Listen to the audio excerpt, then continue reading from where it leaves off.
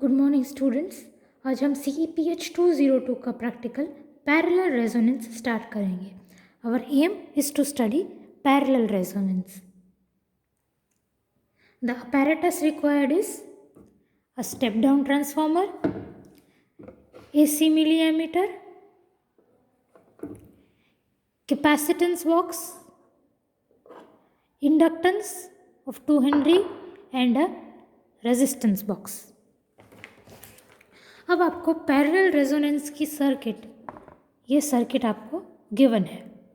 हमें सर्किट को इस तरह से कनेक्ट करना है। सबसे पहले हम ये पोर्शन कनेक्ट करते हैं, capacitor in parallel with inductor and resistor. तो हम ये पोर्शन कनेक्ट करते हैं।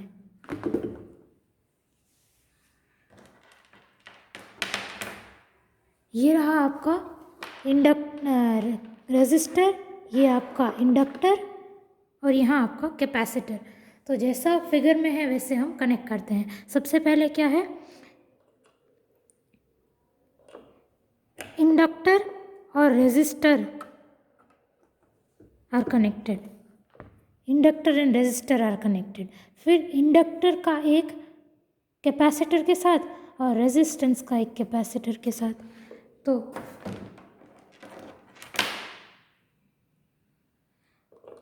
इंडक्टर का एक देखो कैपेसिटर के साथ और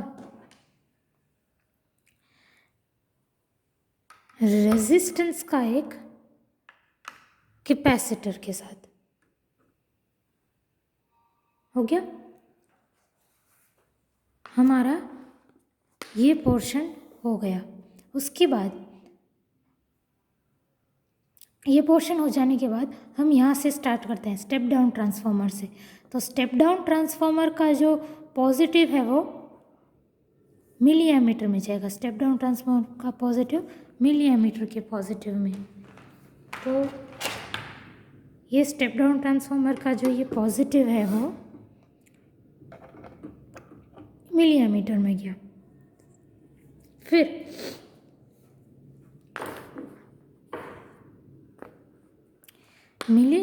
ये जो मिली एमीटर का दूसरा कनेक्शन है वो कहाँ जाएगा, ये जाएगा कैपेसिटर और इंडक्टर के जंक्शन में। ये देखो ये क्या है, ये कैपेसिटर और इंडक्टर का जंक्शन है। तो यहाँ पे जाएगा। तो आई का ये जो दूसरा है ये कहाँ जाएगा, कैपेसिटर और इंडक्टर के साथ। तो कैपेसिटर और इंडक्टर में कॉमन कौन सी है, ये देखो ये वाली, ये जोड़ रही है कैपेसिटर और इंडक्टर को। तो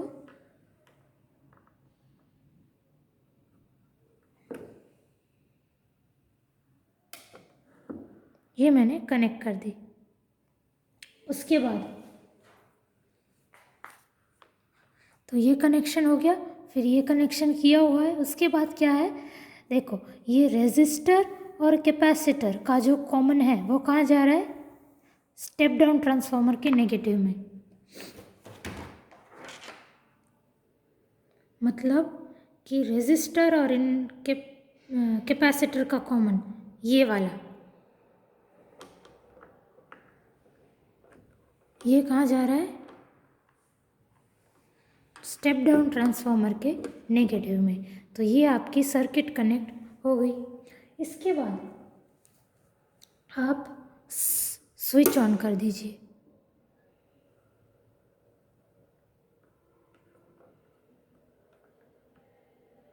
ठीक है, अब स्विच ऑन कर दिया आपने, आपको कोई करंट की कुछ वैल्यू मिल रही है।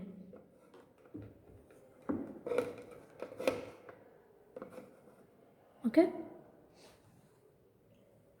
आपको करना क्या है, सबसे पहले तो आपको R इज इक्वल टू 0 रखना है। विच मीन्स कि ये रेजिस्टेंस बॉक्स में से कोई भी कीमत निकालिए तो आपका R इज इक्वल टू 0 होगा। R इज इक्वल टू 0 के लिए आपको क्या करना है कि ये कैपेसिटेंस की वैल्यू बदलते जानी है। 1 माइक्रोफैरेड है, 2 माइक्रोफैरेड है, 3 माइक्रोफैरेड है, 4 माइक्रोफैरेड है, अप टू 10 माइक्रोफैरेड है। तो कैपेसिटेंस की वैल्यू आपको यहाँ से बदलते जानी है ये आप चेंज करोगे तो आपकी कैपेसिटेंस की वैल्यू चेंज होगी। तब आपको करंट नोट करना है। और आपको पता है कि पैरेलल रेजोनेंस में ग्राफ कैसा होता है। पैरेलल रेजोनेंस आपने स्टडी किया होगा थियोरी में। तो पैरेलल रेजोनेंस का ग्राफ कैसा है करंट में, कुछ ऐसा, घटेगा फिर बढ़ेगा, कुछ इस तरह से। तो हम देखते हैं कि ऐसा हो रहा है कि नहीं हो रहा है। मैंने क्या कहा था, ये कैपेसिटर को चेंज करना है और करंट की वैल्यू नोट करनी है। तो मैं कैपेसिटेंस चेंज कर रही हूँ। ये 1 माइक्रोफैरेड घटा, 2 माइक्रोफैरेड घटा, 3 माइक्रोफैरेड बढ़ा, 4 माइक्रोफैरेड बढ़ा, 6 बढ़ा, 7 बढ़ा, 8 बढ़ा। तो इस तरह से आपको कैपेसिटेंस की वैल्यू यहाँ से कैपेसिटेंस की वैल्यू चेंज करनी है 0, 1, 2, 3, 4 इस तरह से। और सामने ये जो करंट आ रहा है, करंट को यहाँ से नोट डाउन करना है। तो आपका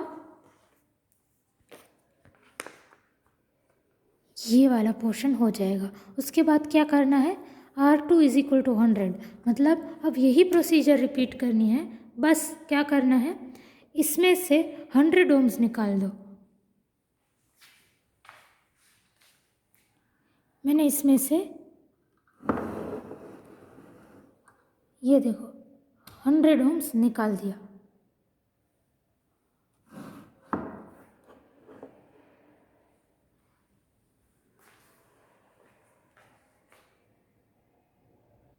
अब 100 ओम्स की निकालने के बाद आपको फिर से ही प्रोसीजर रिपीट करनी है कि आप कैपेसिटर को चेंज करी जाइए और करंट की वैल्यू आपको नोट करनी है।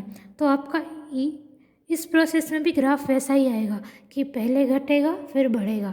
तो देखो घटा घटा, बढ़ा बढ़ा और बढ़ा, इस तरह से। ठीक है, तो फर्स्ट हमारी ये रीडिंग्स आ जाएगी। R2 इज इक्वल टू 100 के लिए करंट की रीडिंग यहाँ से मेजर करते हुए आ जाएगी। तो ये हमारा पूरा करंट की रीडिंग्स हो गई। उसके बाद क्या करना है आपको, आपके पास कैपेसिटेंस की वैल्यू है 1, 2, 3, 1 × 10⁻⁶, 2 × 10⁻⁶।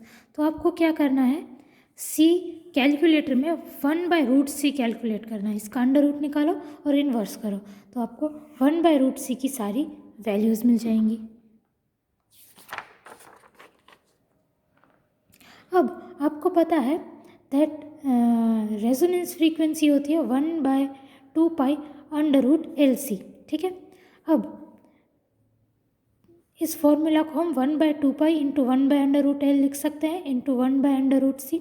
ओके, अब L देखो हमने कितना इंडक्टेंस कितना यूज़ किया है, 2 हेनरी का।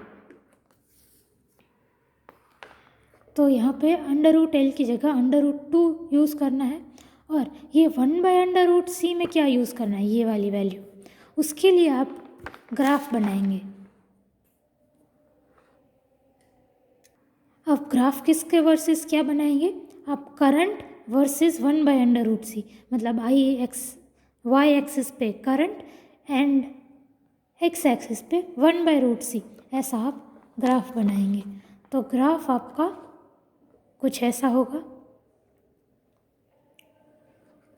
अब ये देखो r इज इक्वल टू 0 के लिए एक कर्व है और r इज इक्वल टू 100 के लिए भी एक कर्व है। उसके बाद आपको क्या करना है, दैट आपको देखना है मिनिमम करंट किस पॉइंट पे है। आपको पता है पैरेलल रेजोनेंस में at the anti resonant frequency आपका करंट मिनिमम हो जाता है। तो करंट मिनिमम वाला पॉइंट जो भी है, मिनिमम करंट वाला पॉइंट, वो कौन से 1/√C पे है वो देखिए। हमारे केस में मिनिमम करंट पे 1/√C है 500 है।